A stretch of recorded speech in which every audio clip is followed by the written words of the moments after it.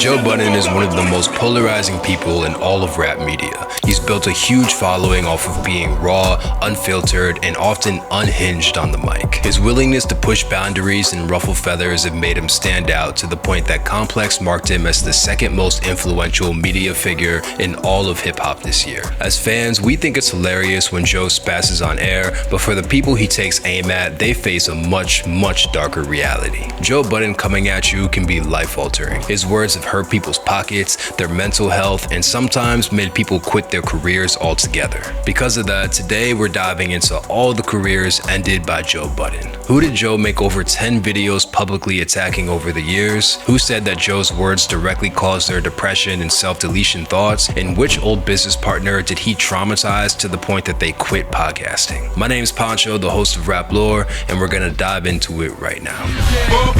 Bump it out.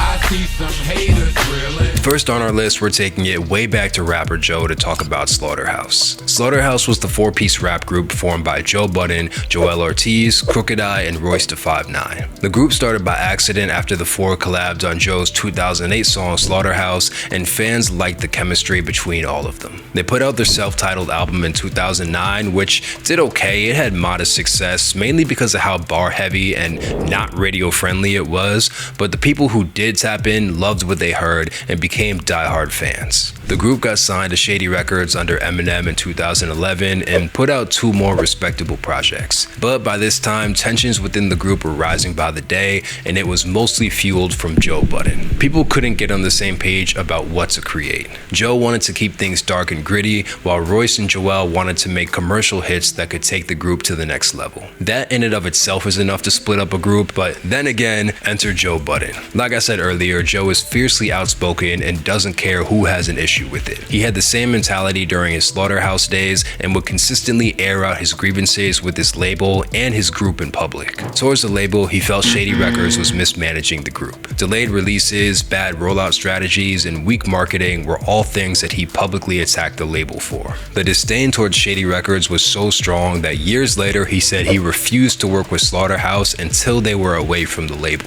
But that was just the label. Towards his groupmates, he would criticize their music, plus what he perceived as their heart and willingness to make the group successful. And the problem wasn't that Joe would feel these ways, but it was that he would air them out publicly, hurting the group morale and causing fans to speculate about what was going on. And after creating all this chaos with the group, Joe decided he was done with rap in 2017 and packed it up to embrace podcasting. That was the final nail in the coffin for Slaughterhouse, finishing off their bitter public breakup. R.I.P. Slaughterhouse, they really never reached their potential as a group, not even close in my opinion. But the saga didn't end there. In 2022, Joell Ortiz and Crooked dropped a joint album called The Rise and Fall of Slaughterhouse, outlining the breakup and their frustrations in high detail. And Joe was not a fan at all. Joe and Royce were upset because they felt the group's name and story was being exploited without everybody agreeing to it. This caused a nasty IG live between Royce, Joe, and Joell where they aired each other out, and Joe infamously told Joell, "Suck my dick."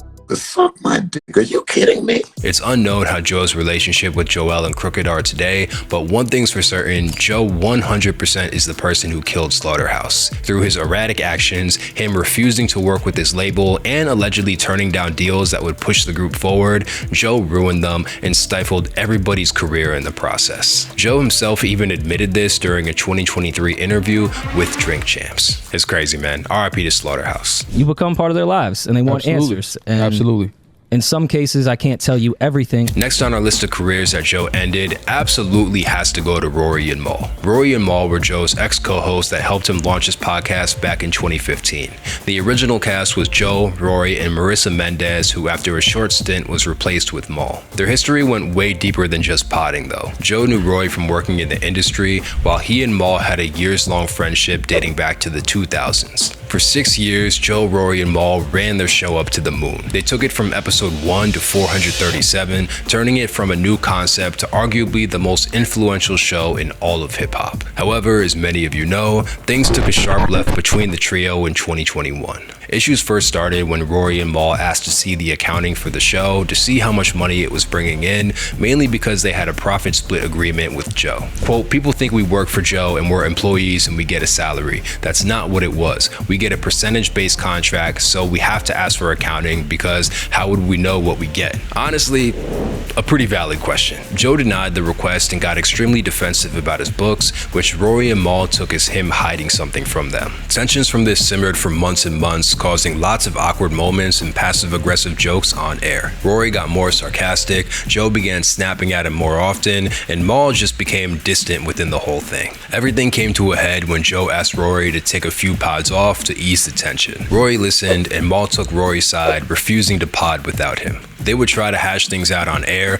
but it was an absolute horrible, awkward show by every metric. This caused the infamous moment of Joe pointing to Rory's empty chair while potting by himself and firing him live on air. One of the craziest things I can remember watching on YouTube ever in my life, and Mal felt so too because he quit the same day Rory was fired. After all the chaos, Rory and Mal would start their own show called New Rory and Mal. They'd kick off the show with a hilarious skit outlining the situation and lives being unemployed, and since then they've built up a respectable audience for their show. Joe would hire two more of his longtime friends, Ice and Ish, to fill up the seats, and Joe would continue to dominate in the space for the years to come. I still watch Joe's new show and enjoy it, but in my opinion, the old cast was elite, and it's now one of the biggest what ifs in rap media. I think they would have been even more successful if they found a way to make it work, but life had other plans for the trio. The craziest part is that was 5 years ago, but there still seems to be animosity between them. This was shown when Joe read off Complex's list of the most influential media personalities, and he refused to even say Mal's name. That's crazy. That is petty as hell, but that's Joe Budden for you. He's a person who's led to part of my depression at some of my darkest spaces. Next on our list of careers Joe ended goes to Logic. To put it bluntly, Joe hates the fuck out of Logic. It's a level of hate that has to be studied by scientists. Joe's hate for Logic started in the mid-2010s and was pretty one-sided for years. Logic would come out with albums like Under Pressure and The Incredible True Story, and Joe would shit on the albums like rent depended on it. If you don't believe me, just read some of the titles to Joe's videos that he put out about Logic over the years. Let me tell you about this weirdo. Joe Budden fires at Logic. Joe Budden begs Logic to retire. Never step near a mic again. You are the worst. Celebrating Logic's retirement, the Joe Budden podcast. Logic found his dad to prove he's black. He's out of line for this. Logic explains his experience as a black man. Joe Budden sounds off. And of course, most famously, Logic is one of the worst rappers to grace a microphone, which he said after reading Logic's lyrics word for word live on his show. After years of shit talking from Joe, Logic returned the favor by mocking his failed music career. He read the lyrics to Joe's biggest song, Pump It Up, live on his Twitch stream, mocking him in the same way that Joe did. But despite him putting on a brave face, Joe's words really got under Logic's skin. He admitted this himself during a Zoom interview with Hot 97, claiming that Joe led to Logic's depression and dark mental space. Now, to be fair, Joe didn't end Logic's career in a literal sense. Logic is still successful today. He just announced a tour with G-Eazy and has been diving headfirst into filmmaking. Joe also apologized to Logic for some of the harsh things he said to him live on his podcast, which is something extremely rare for Joe to do. Despite the apology, Joe caused irreversible damage to Logic's name, reputation, and definitely his self-worth. It's brutal, but still not nearly as brutal as what he did to Olivia Dope. Joe Budden continuously made suggestive remarks to me that made me extremely uncomfortable. The Olivia Dope situation is crazy. I know it's been jokes so far with the other people, but this one is a lot less funny. Olivia Dope was one of the 3 hosts of the See the Thing Is podcast, a pod that was signed and dropped content under the Joe Budden Network. The show launched in 2020 with Olivia Dope, Mandy B from Horrible Decisions, and Bridget Kelly, the singer-songwriter. They focused on women-led content and conversations like dating, relationships, and celebrity culture. Joe would sometimes appear on the show and engage with the women, which was cool at first, but started to become a problem real fast. Joe was very suggestive towards Olivia. He kept making sexual jokes and innuendos towards her, even at one point getting up and almost humping her. Joe said, quote, "He's been wanting to fuck me since we've met. Joe makes a comment that I am throwing my singleness in his face. We're going to be a network power couple. Very wild things to say to someone who works under you, and even crazier when you consider that he said these things in a room full of other podcasters and production staff. The backlash of this was so severe that Joe made another rare apology. However, this time people weren't trying to hear it. This fallout happened right after the Rory and Mal crash out, making it seem like Joe takes advantage of everyone around him. The situation made Joe lose one of his biggest sponsors, Cash App, and made Joe's network look radioactive to the public and collaborators. But at the end of the day, Joe still walked away up compared to Olivia. In fact, Olivia completely abandoned her podcasting career after the situation, allegedly returning to DJing. And the reason I say allegedly is because I cannot find any reliable update on what she's doing now. It seems like her Instagram is down and I can't find any other socials of her name. Her situation with Joe was the last time she was seen in the public. That means that her traumatizing experience on the Joe Budden network literally drove her out of the spotlight. That is super crazy, and by definition, a career that Joe Budden truly ended. For idiots like him who do not know hip-hop. Now, there's a lot more people who Joe impacted in a negative way in his career. Maybe not outright ended the career, but definitely did major damage. Because of that, I made a list of a few honorable mentions. First goes to Taxstone, the ex-podcaster, now prisoner, doing a 35-year sentence for shooting Troy Ave's bodyguard Banger. Back in 2015, Joe came on Tax's podcast Tax Season, which turned into one of the most awkward podcasts in rap history. The tension was so high that Joe got up midway through the show